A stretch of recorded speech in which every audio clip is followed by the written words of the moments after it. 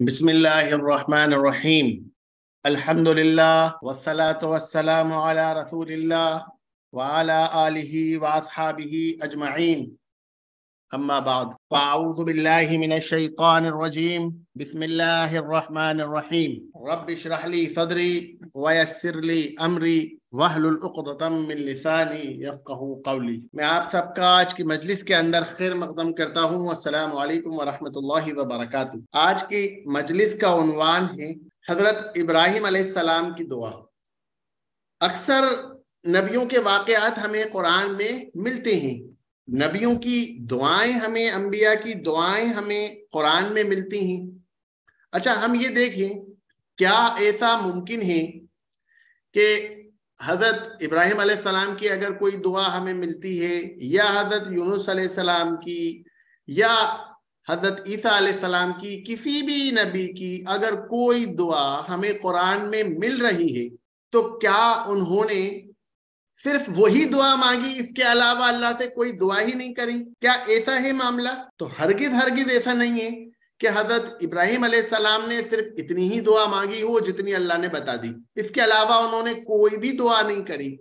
یا حضرت موسیٰ علیہ السلام نے صرف یہ دعا کری، اس کے علاوہ کوئی دعا ہی نہیں کری. ایسا تو نہیں ہے. یعنی جتنی دعائیں انبیاء نے مانگی ان میں سے جو دعا ہمارے لیے ہدایت کا سبب بن سکتی تھی، اس دعا کو اللہ تعالیٰ نے ہمارے لیے قرآن میں نازل کر دیا، ہمارے لیے ہدایت کا ذریعہ بنا دیا تاکہ ہم اس دعا کو سمجھیں اور اس کے ذریعے سے ہم ہدایت حاصل کریں. اچھا، دوسری بات یہ ہے کہ قرآن میں جب اللہ تعالیٰ کسی دعا کے متعلق بتاتا ہے کہ ابراہیم علیہ السلام نے یہ دعا مانگی، یا آدم علیہ السلام نے یہ دعا کری، یا موسیٰ علیہ السلام نے یہ دعا کری، تو اللہ تعالیٰ صرف دعا نہیں بتاتا، دعا کے پہلے کے حالات بھی بتاتا ہے کہ کن حالات کے اندر یہ دعا مانگی گئی، کس کنڈیشن کے اندر، کون سی سچویشن تھی، وہ کون سا موقع محل تھا، اس وقت کیا ہو رہا تھا، ان کی زندگی کے حالات کس طرح سے گزر رہے تھے، اس وقت انہوں نے یہ دعا کری. تو اللہ تعالیٰ خاص طور پر دعا کے ساتھ اس پس منظر کو بھی بیان کرتا ہے کہ اس حالات کے اندر ہمارا فلاں نبی تھا، اس حالات کے اندر موسیٰ علیہ السلام تھے، جس کیفیت کے اندر انہوں نے، جس حالات کے اندر یہ دعا مانگی، حضرت آدم علیہ السلام اس کیفیت میں تھے، اس کے بعد انہوں نے ہم سے یہ دعا کری تو ہم نے ان کی دعا قبول. حضرت یونس علیہ السلام نے ہم سے اس جگہ کے اوپر، اس کیفیت کے اندر، اس لمحات میں ہم سے یہ دعا کری تو اللہ تعالیٰ کہتا ہے ہم نے ان کی یہ دعا قبول کری. تو ہم بھی اسی کیفیت کے ساتھ اللہ تعالیٰ سے دعا کریں اور دیکھیں کہ ایک انبیاء کا طریقہ کار کیا ہو سکتا ہے. تو انبیاء علیہ السلام کے طریقے جو ہمیں قرآن میں ملتے ہیں وہ ہمارے لیے ہدایت کا ذریعہ ہیں. پوری زندگی میں سے چھانٹ کے اللہ تعالیٰ نے کچھ موتی ہمارے لیے جمع کیے ہیں قرآن میں، تو انہی میں سے ہم ایک موتی اٹھاتے ہیں، ایک موتی دیکھتے ہیں جس میں حضرت ابراہیم علیہ السلام کی دعا ہے. حضرت ابراہیم علیہ السلام کے حالات ہیں، اس کو ہم سمجھتے ہیں کہ کن حالات کے اندر حضرت ابراہیم علیہ السلام نے کس کیفیت کے اندر اس دعا کو مانگا. تو اس دعا کی لذت اور کیفیت پھر ہمیں پتہ چلے گی جب ہم اس سچویشن اور حالات کو ہم سمجھیں گے. ہمیں ابراہیم علیہ السلام کی ایک دعا ملتی ہے، اس دعا سے پہلے جو پس منظر ہے اس کو سمجھنا بہت ضروری ہوتا ہے. اب پس منظر کیا ہے، اس سے پہلے کیا معاملات کیا ہیں، یہ اللہ تعالیٰ نے ہمیں قرآن میں بتایا ہے. اعوذ باللہ من الشیطان الرجیم. اذ قال لأبیہ وقومہ ما تعبدون. جب ابراہیم علیہ السلام نے اپنے باپ سے کہا اور اپنی قوم سے کہا کہ تم کس چیز کی عبادت کرتے ہو. اب ابراہیم علیہ السلام کا معاملہ کافی کچھ ہمیں پتا ہوگا کہ انہوں نے اللہ تعالیٰ کی معرفت کری، اللہ تعالیٰ کی پہچان کری، انہیں سمجھ میں آیا کہ اس دنیا کا پیدا کرنے والا، اس کائنات کا خالق، اس کائنات کا مالک، ہم سب کا رب، ہم سب کا الہ اگر کوئی ہے تو وہ اللہ رب العالمین ہے. اس کے علاوہ کوئی دوسرا الہ، کوئی دوسرا خدا نہیں ہے. انہوں نے یکسو ہو کر اللہ تعالیٰ کو پہچانا، اللہ تعالیٰ کی معرفت حاصل کری. اب یہ کرنے کے بعد حضرت ابراہیم علیہ السلام نے جو شرک ہوتا تھا ان کے معاشرے میں، ان کے کلچر میں، ان کے ماحول میں، اس وقت کے اوپر حضرت ابراہیم علیہ السلام نے اس بات کو محسوس کیا کہ میری قوم یہ کیا کرتی ہے۔ اب ابراہیم علیہ السلام نے قوم سے سوال کیا، اے ابو جان، اے ابو اور میری قوم، تم کس چیز کی عبادت کرتے ہو؟ یہ کیا ہے؟ تو قوم نے کیا جواب دیا؟ قالوا نعبد اصناما فنظل لها عاکفین۔ تو قوم نے جواب دیا، ان کی قوم نے کہا ہم اب اپنے عظیم بتوں کی عبادت کرتے ہیں اور برابر ہم اس کی عبادت کرتے رہیں گے۔ اب ابراہیم علیہ السلام نے پوچھا تھا تم کس کی عبادت کرتے ہو، کیا ہو؟ تم انہوں نے کہا میں بتوں کی ہی عبادت کرتا ہوں، یہ بت ہیں، ہم ان کی عبادت کرتے ہیں، یہ بہت عظیم ہیں اور ہم انہی کے سامنے جھکے رہیں گے۔ عاکفین، اسی سے اعتکاف بنائیں، ہم یکسو ہو کر بالکل جھکے رہیں گے انہی کے سامنے، کیونکہ یہی ہمارے عظیم آقا ہیں، عظیم بت ہیں، ہم انہی کی عبادت کریں گے۔ اب یہ ابراہیم علیہ السلام اس ٹائم بہت بڑے نہیں ہوئے، ایک ینگ سے لڑکے ہیں، ایک ینگ لڑکا اپنی قوم کے ساتھ بحث کر رہا ہے۔ سوچیں آپ اس منظر کو کہ ایک ینگ سا لڑکا، ایک جوان نوعمر لڑکا، اسے بت پرستی بالکل سمجھ میں نہیں آ رہی، وہ اپنی قوم سے کہتا ہے کہ تم کس چیز کی عبادت کرتے ہو؟ اس پر قوم کہتی ہے کہ ہم اسی کی عبادت کرتے رہیں گے، یہی ہمارے لیے سب کچھ ہے، ہم جھکے رہیں گے ان کے سامنے۔ قال هل يسمعونكم استدعون۔ اب ابراہیم علیہ السلام نے سوال کیا کہ بھائی تم ان کے سامنے جھکے ہوئے ہو، تم ان کی عبادت کر رہے ہو، جب تم ان کی عبادت کرتے ہو، جب تم ان سے مانگتے ہو، کچھ بولتے ہو، تو کیا یہ سنتے ہیں یہ پتھر؟ ایک سوال یہ کرا کہ کیا وہ سنتے ہیں، اور دوسرا سوال او ینفعونکم او یضرون، یا یہ کوئی فائدہ یا نقصان پہنچاتے ہیں تمہیں؟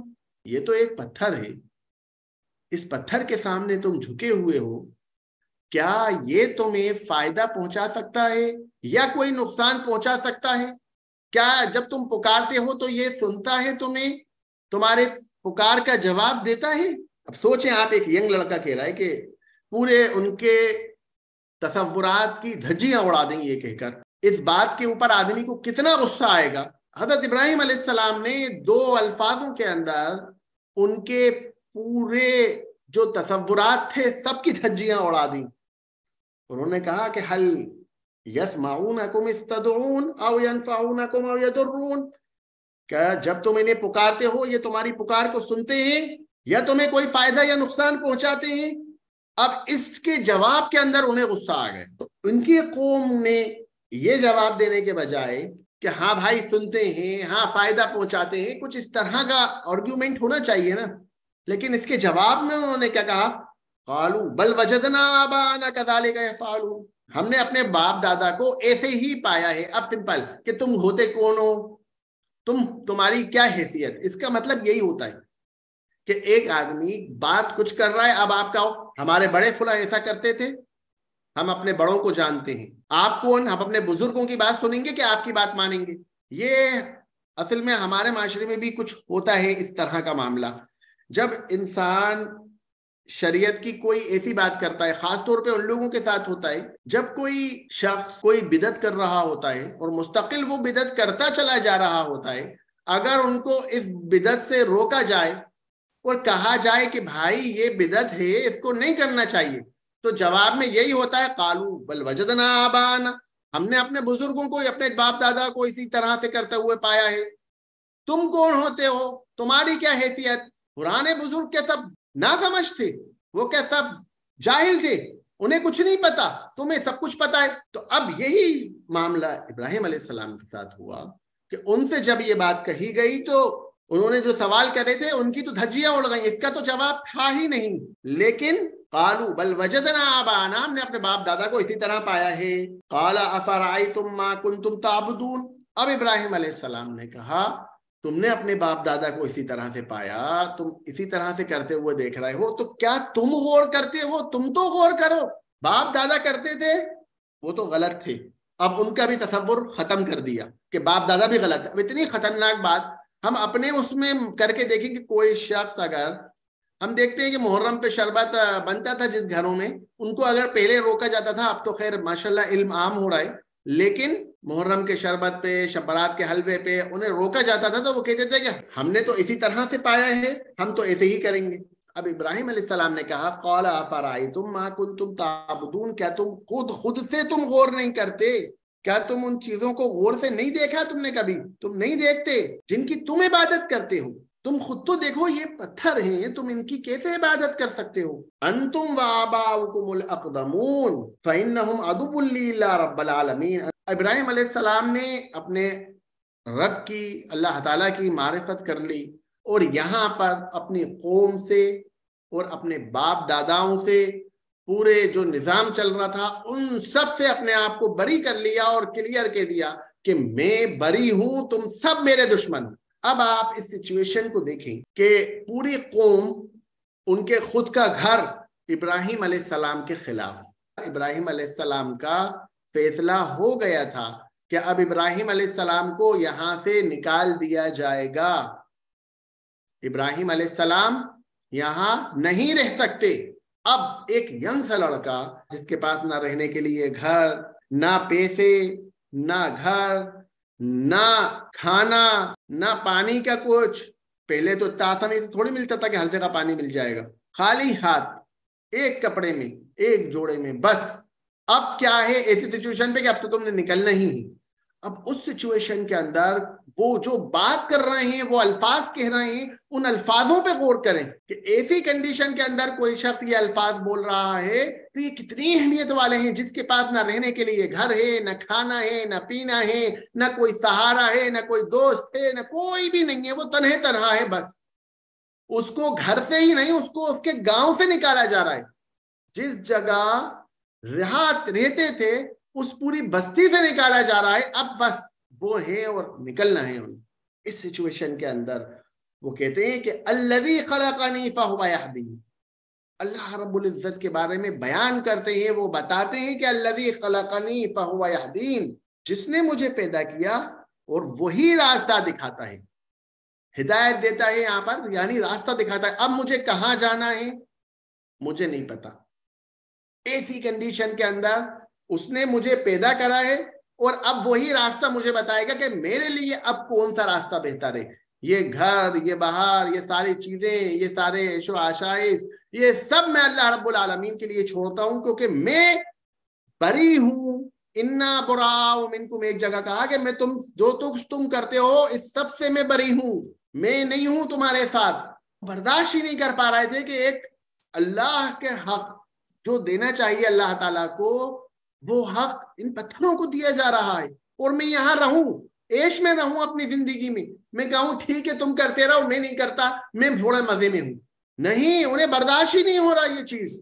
اب انہوں نے اس وقت کے اوپر اللہ تعالیٰ کے بارے میں کہا کہ الذی خلقنی فہو یہدین، اسی نے مجھے پیدا کیا اور وہی اب میرے لیے راستہ میسر کرے گا کہ اب مجھے کہاں جانا ہے، میرے راستہ کیا ہے، مجھے کس منزل پہ پہنچنا ہے، وہ اللہ تعالیٰ طے کرے گا، کیونکہ اسی نے مجھے پیدا کیا ہے۔ پیدا کرنے والا وہی ہے، میرا خالق وہی ہے۔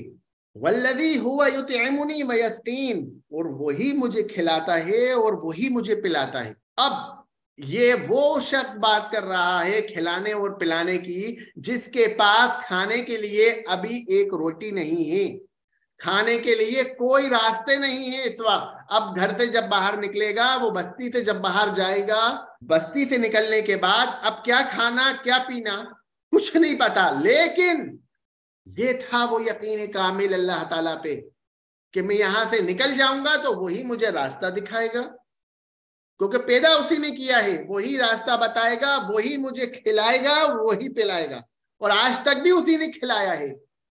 ایک آدمی گھر میں بیٹھا ہے، مزے میں عیش کر رہا ہے، اور وہ کہہ رہا ہے کہ اللہ تعالیٰ کھلاتا ہے، تو ٹھیک ہے یقیناً اللہ تعالیٰ کھلاتا ہے، لیکن اس کے کہنے کے اندر اور اس شخص کے کہنے کے اندر فرق تو ہوگا، جس کے پاس اب آگے کی روٹی کہاں سے ملے گی، جس کا کوئی ذرائع موجود نہیں۔ وہ کہہ رہا ہے کہ والذی هو یطعمنی ویسقین، وہی مجھے کھلاتا ہے اور وہی مجھے پلاتا ہے۔ وَإِذَا مَرِضْتُ فَهُوَ يَشْفِينِ، جب میں بیمار ہو جاتا ہوں مجھے بیماری آ جاتی ہے تو وہ مجھے شفا دے دیتا ہے۔ اب یہاں پر اس بات کو غور کریں، ابراہیم علیہ السلام نے کیا بات کری، اس بات کو جوڑیں آپس میں۔ سب سے پہلے ابراہیم علیہ السلام نے کہا کہ اسی نے مجھے پیدا کرا۔ اب اس بات کو دیکھیں کہ پیدا اس نے کرا ہے، اب راستہ منزل بھی وہی بتاتا ہے، وہی بتائے گا، اسی کے ذمے ہے، اور وہی مجھے کھلاتا ہے اور پلاتا ہے۔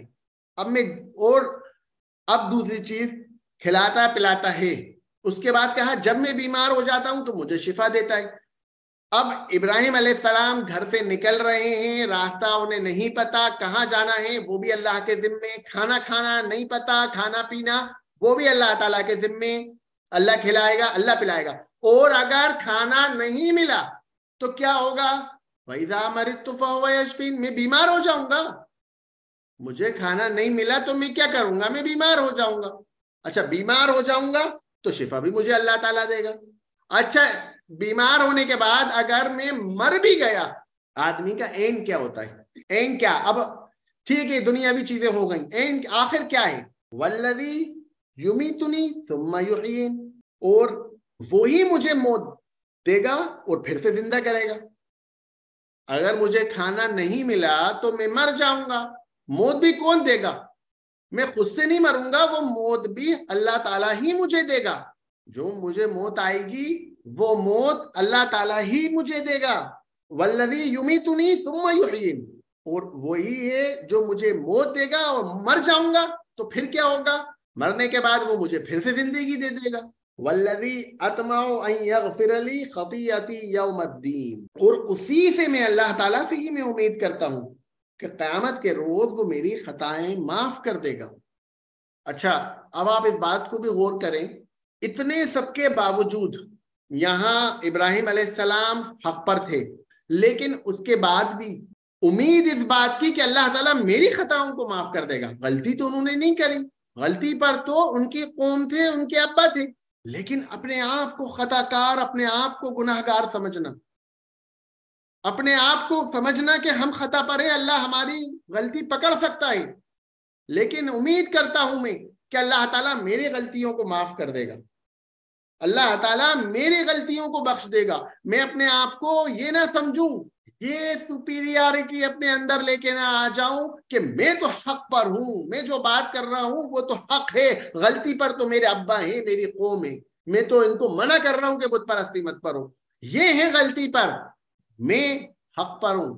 لیکن نہیں، وَالَّذِي أَطْمَعُ أَن يَغْفِرَ لِي خَطِيئَتِي يَوْمَ الدِّينِ، وہ کہتے ہیں کہ میں اسی سے امید رکھتا ہوں کہ قیامت کے روز وہ میری خطائیں معاف کرے گا، وہ میری غلطی معاف کرے گا۔ غلطی پر نہ ہونے کے باوجود بھی اپنے آپ کو غلطی پر سمجھنا، اپنے آپ کو یہ سمجھنا کہ ہم بہت زیادہ ترم خواہ نہیں ہیں، کہ ہم نے بہت اچھا کام کر دیا، اللہ تعالیٰ ہماری غلطیوں کو معاف کرے، ہمیں مستقل مغفرت طلب کرتے رہنا چاہیے۔ اچھے کام کرتے وقت بھی، حق بات کرتے وقت بھی اپنے آپ کو یہ سمجھنا چاہیے کہ اگر مجھ سے کوئی غلطی ہو گئی ہو تو اللہ تعالیٰ مجھے معاف کرے، اور میں امید کرتا ہوں کہ اللہ تعالیٰ مجھے معاف کر دے گا۔ اب یہاں یہ سچویشن آ گئی کہ ابراہیم علیہ السلام کے ساتھ اس طرح کے حالات تھے، اپنی قوم کو ختم کر دیا انہوں نے، اپنی تمام چیزوں کو روک دیا، کچھ نہیں بچا ان کے پاس، ہر چیز کو اللہ کے لیے قربان کر دیا۔ اب اس وقت کے اوپر، اس کیفیت میں، یہ الفاظوں کے ساتھ اللہ تعالیٰ کی پہچان بتا کر وہ اللہ تعالیٰ سے دعا کرتے ہیں، اللہ تعالیٰ سے مانگتے ہیں، وہ ہے یہ دعا۔ اب یہاں سے وہ دعا شروع ہوتی ہے، رب ہب لی حکما والحقنی بالصالحین۔ یہاں سے حضرت ابراہیم علیہ السلام کی دعا شروع ہوتی ہے کہ رب ہب لی حکما والحقنی بالصالحین، اے میرے رب، اے میرے پروردگار، مجھے حکمت عطا کر، محکم فیصلے لینے والا بنا مجھے، اور مجھے نیک لوگوں میں شامل کر۔ سب سے پہلی دعا، جب یہ کنڈیشن انسان کے ساتھ آ گئی، یہ حالات پیدا ہو گئے کہ اب ان کے پاس کوئی بھی نہیں بچا، اب ان کا فیصلہ یہ ہے کہ مجھے یہ جگہ، یہ گھر، یہ جگہ، یہ محل، یہ آسائش، یہ کمفرٹ، تمام چیزوں کو چھوڑ کر مجھے نکلنا ہے اس جگہ سے۔ یہ فیصلہ انہوں نے کیا کہ اب میں یہاں نہیں رہوں گا، میں ختم کر دوں گا میں سب کچھ، اس وقت کے اوپر ان کی پہلی دعا تھی کہ رب ابلی حکما. حکم کہتے ہیں، علم کو بھی کہتے ہیں، حکمت کو بھی کہتے ہیں، اور فیصلے لینے کی قوت کو بھی کہتے ہیں، فیصلے پہ جمع رہنے کی طاقت کو بھی کہتے ہیں، کہ میں اپنے فیصلے کے اوپر جمع رہوں، ڈٹا رہوں. اب میرے پاس کوئی دوست، کوئی ساتھی کچھ نہیں ہے. اے میرے رب والحقنی بالصالحین، مجھے نیک لوگوں سے ملا دے. اب میرا جوڑ جو کر تو، اب مجھے کسی سے ملا اگر تو وہ نیک لوگ ہوں آگے، کیونکہ ساتھی کی ضرورت پڑتی ہے انسان کو. آدمی چاہتا ہے، اکیلے زندگی نہیں کاٹ سکتا، آدمی کو ضرورت پڑتی ہے دوستوں کی، آدمی کو ضرورت پڑتی ہے معاشرے کے اندر جو ضرورتیں ہیں. یہاں پر انہوں نے کہا کہ مجھے صالحین کی ضرورت ہے، میں چاہتا ہوں کہ لوگ میرے ساتھ ہوں. والحقنی بالصالحین، تو انہوں نے دعا کری کہ مجھے نیک لوگوں میں شامل کر. وَجَعَلْ لِي لِسَانَ صِدْقٍ فِي الْآخِرِينَ، کہ اور آنے والی نسلوں میں، آنے والی جو نسل ہو اس نسل کے اندر وہ زبان پیدا کر دے جو میری سچائی کی گواہی دے کہ میں سچا ہوں. اچھا، یہ دعا بھی بہت سوچنے کی ہے کہ کس سچویشن میں مانگی گئی. سچویشن کیا تھی؟ جو گاؤں تھا، جس جگہ پہ تھے، اس جگہ جتنے لوگ تھے سب نے مل کر ابراہیم علیہ السلام کو نکالنے کا فیصلہ کر دیا تھا، اور وہ نکل گئے تھے. اب ان کو نکالنے کا فیصلہ کرا. اب ایسی سچویشن کے اندر آدمی یہی سوچے گا کہ یار میں تو آ گیا، اب آنے والی نسلوں سے میرے بارے میں کیا کہا جائے گا؟ وہ تو بہت نافرمان آدمی تھا، وہ تو بہت برا آدمی تھا. لوگ یہی باتیں کریں گے نا کہ ایک آدمی کو جب گھر سے نکالا جاتا ہے، ہم دیکھتے ہیں معاشرے کے اندر بھی آج ایسی ہوتا ہے کہ اگر کبھی کوئی کسی کو گھر سے نکال دیا جائے، یا کچھ لوگ بے وقوفی میں جائیداد سے بے دخل کرتے ہیں اور سب کچھ ختم کرتے ہیں، تو پھر اس کے بارے میں جو پیٹ پیچھے آنے والی نسلوں سے جو بات کہی جاتی ہے، یا ان کے چھوٹے جو ہوتے ہیں ان سے جو بات کہی جاتی ہے، وہ یہی کہی جاتی ہے کہ یہ بہت برا آدمی تھا. تو یہ بات کہی جاتی ہے آج بھی. تو ابراہیم علیہ السلام نے یہ چاہت رکھی کہ آنے والی نسلوں کے اندر میرا جو ذکر ہو، میرا جو تذکرہ ہو، وہ میری سچائی کے ساتھ ہو. ایسا نہ ہو کہ یہ بہت نافرمان تھا، یہ بہت برا تھا. تو یہ دعا ابراہیم علیہ السلام نے کری، اور یہ دعا پوری کب ہوئی؟ اس دعا کو قبول ہونے میں سالوں لگ گئے. سوچئے ایک چھوٹے سے گاؤں کا واقعہ، اس واقعے پہ لوگوں نے کیا کیا بولا ہوگا. سچائی کی گواہی دینے والا ابراہیم علیہ السلام کتنے سچے تھے، اس کی گواہی دینے والا ان کے ساتھ کوئی بھی نہیں. اس واقعے کو اللہ تعالیٰ نے ہمارے لیے قرآن میں ذکر کر دیا، اور ان کی سچائی کو ہم لوگوں کے سامنے لے آئے تاکہ ان کی سچائی کا تذکرہ کیا جائے. کتنے سال لگ گئے ان کی اس دعا کو قبول ہونے میں. اس سے یہ بات بھی ثابت ہوتی ہے کہ دعا کی قبولیت کے لیے ضروری نہیں ہے کہ ہم مانگیں اور قبول ہو جائے. یہ لازم نہیں ہے کہ ہم دعا کریں اور بس ہم انتظار کریں کہ ہم تو بہت مانگتے ہیں، ہماری دعائیں قبول نہیں ہوتی، ہم تو مانگ کے تھک گئے. ابراہیم علیہ السلام نے دعا مانگی، اور ان کی دعا کو پورے ہونے میں کتنے سال لگ گئے؟ 4000 سال. اتنے سال بعد ان کی دعا قبول ہوئی ہے، 3-4 ہزار سال بعد. یعنی اللہ کے نزدیک وقت کا کوئی ٹائم لیمیٹیشن نہیں ہے. ہم اللہ کو باؤنڈ تھوڑی کر سکتے کہ بس یہ کر دے، ابھی کر دے، ابھی ہونا ہے. اللہ جانتا ہے کب کرنا ہے. اللہ تعالیٰ دعاؤں کو قبول کرتا ہے. ابراہیم علیہ السلام نے یہ دعا کری کہ میرے بعد کے لوگ میرے اچھائی کے ساتھ تذکرہ کریں، کیونکہ اس گاؤں کے اندر، اس معاشرے کے اندر، اس قوم میں ان کے بارے میں کوئی اچھی بات کرنے والا تو کوئی تھا ہی نہیں. لیکن اللہ تعالیٰ نے ان کے بعد ان کے اچھے تذکرے کو ہمارے سامنے ذکر کرا، اور اپنے قرآن کے اندر، اپنی کتاب کے اندر اس کو نازل کرا. وَجَعَلْنِي مِن وَرِثَةِ الْجَنَّةِ النَّعِيمِ، اور مجھے نعمت والی جنت کے وارثوں میں سے بنا. کیا ہے نعمت والی جنتیں؟ جنت میں جو نعم والی ہو، جو بہت عیش والی ہو، اچھی جنت ہو، اس جنت کے اندر مجھے پہنچا، اور مجھے نعمت والی جنت کے وارثوں میں سے بنا. وَاغْفِرْ لِأَبِي إِنَّهُ كَانَ مِنَ الضَّالِّينَ، اور میرے ابا کو معاف کر دے، بے شک وہ گمراہوں میں سے تھا. اپنے ابا کے لیے مغفرت کی دعا کری کہ میرے ابا کو تو بخش دے، میرے ابا کو تو معاف کر دے، بے شک وہ گمراہوں میں سے تھا. یہ نہیں کرا کہ میں بہت اچھا ہوں، میرے ابا نے ایسا کرا ہے اب، لیکن انہوں نے اس بات کا اعتراف کرا کہ وہ غلطی پر تھے، تو معاف کر سکتا ہے، تو انہیں معاف کر دے۔ وَاغْفِرْ لِأَبِي إِنَّهُ كَانَ مِنَ الضَّالِّينَ وَلَا تُخْزِنِي يَوْمَ يُبْعَثُونَ، اور مجھے رسوا نہ کر جس دن لوگوں کو دوبارہ زندہ کیا جائے گا، یعنی قیامت کے وقت جب تو دوسری مرتبہ زندہ کرے گا تو اس وقت مجھے کسی طرح کی کوئی رسوائی نہ دے۔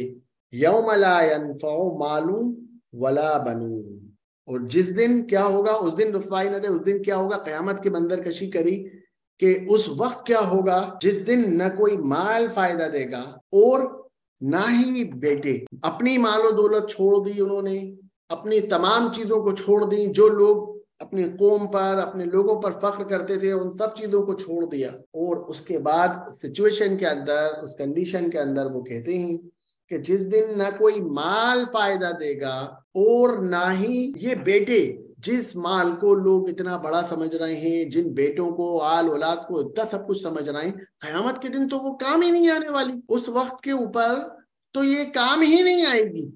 اور اس وقت کے اوپر کام کیا آئے گا؟ إِلَّا مَنْ أَتَى اللَّهَ بِقَلْبٍ سَلِيمٍ، اس وقت کے اوپر اگر کوئی چیز کام آ سکتی ہے تو وہ ہے فائدے والا، وہی ہوگا، فائدے کے اندر وہی ہوگا جو اللہ تعالیٰ کے سامنے بے عیب دل لے کر آئے گا، جو قلب سلیم لے کر آئے گا، وہ ہوگا فائدے میں۔ یہ مال و دولت، یہ آسائش، یہ عیش، کوئی بھی چیز فائدہ نہیں دے گی۔ ہم اپنی زندگی کو دیکھتے ہیں، ذرا میں گزر رہی، ختم ہو رہی، ہم سمجھتے ہیں کہ یہ مال و دولت فائدہ دے دے گا، یا یہ اولادیں فائدہ پہنچا دیں گی، یا ہم جو جائیدادیں بنا رہے ہیں وہ جائیدادیں فائدہ پہنچا دیں گی، کوئی بھی چیز فائدہ نہیں پہنچانے والی۔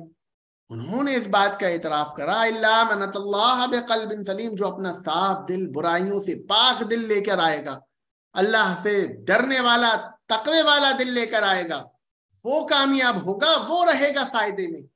تو ابراہیم علیہ السلام نے اس سچویشن کے اندر، اس حالات کے اندر اس دعا کو مانگا ہے۔